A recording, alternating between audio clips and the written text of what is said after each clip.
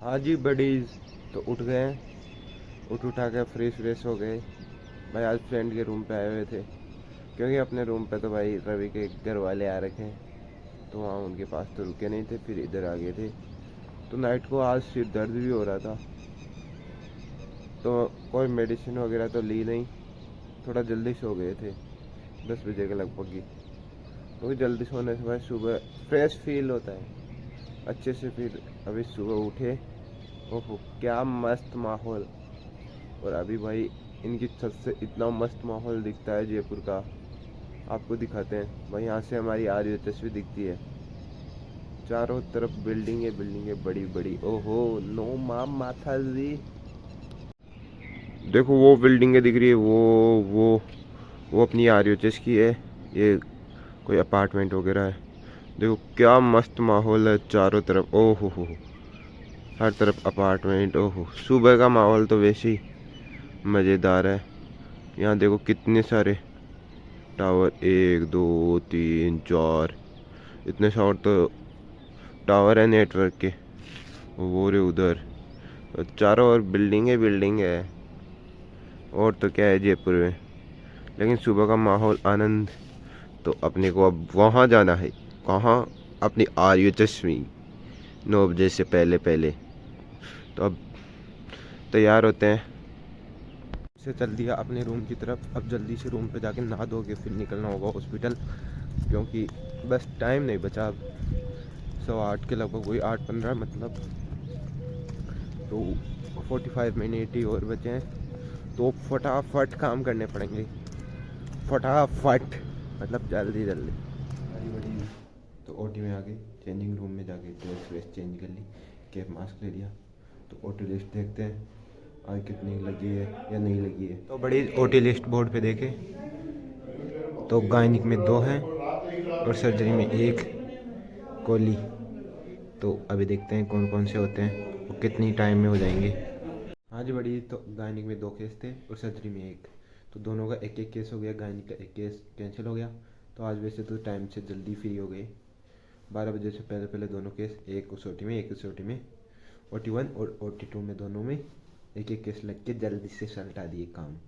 काम मतलब case surgery काम वैसे काम नहीं, मतलब ऑपरेशन कर दिया। तो फिर अब फ्री हो गया आज। तो आज टाइम से जल्दी हुए हैं वैसे, लेकिन तो कई बार 3 4 कितनी भी बच जाती है। नहीं कोई ना, लेकिन प्रजेंट करवाने से पहले जाओ नहीं सकते। कैसे हो गए जल्दी फ्री, तो कुछ दिखाते हैं कैसे वो पूरा बेस करते हैं। तो कैसे ट्यूब डालते हैं, उसमें कौन सा इंस्ट्रूमेंट काम में लेते हैं। तो नॉर्मल चीज़ें दिखा सकते हैं, वो दिखा रहे हैं आपको कि मतलब कैसे डालते हैं।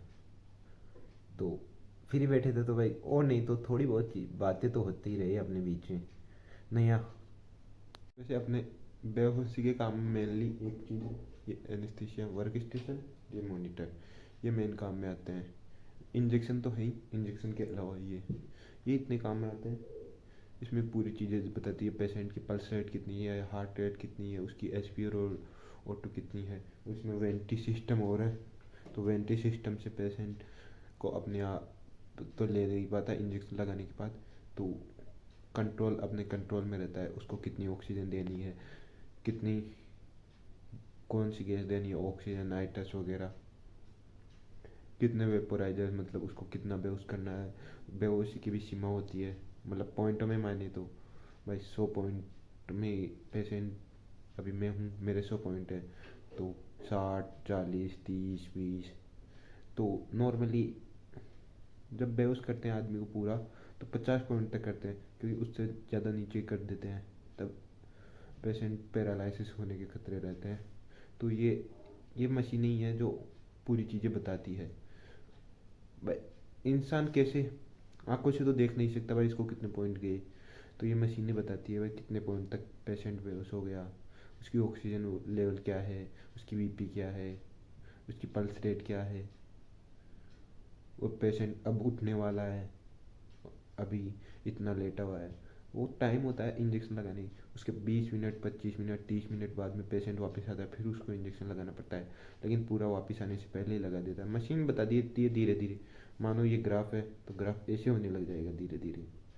तो इंसानों ने बनाई है मशीनें, ये इंसानों के काम भी आती है और इंसानों के लिए फ़ायदेमंद भी है, इसलिए इंसानों ने मशीनें बनाई है। इतने महीनों बाद ऐसे हो रहा है कि टाइम से पहले, मतलब 1 बजे से भी पहले, वैसे तो अपना 3 बजे तक टाइम है, लेकिन 1 बजे से पहले आज कितने दिनों बाद रूम पे जाना मिल रहा है, एक ही बात है। लेकिन एक काम और है, कल से हमारे last year main university form start है, तो पैसे घर वालों से और मंगाने हैं। और एक आपत्ति ये और है, मतलब कल से फॉर्म स्टार्ट है तो 1 महीने के अंदर अंदर एग्ज़ाम लगने की चांस है। तो अब छुट्टियाँ मिल और नहीं रही हमारे को, तो छुट्टियाँ लेने के लिए वास्ते कल HOD सर के पास जाना पड़ेगा कि अब तो दे दो, इतना घिस लिया, अब तो दे दो सर प्लीज़।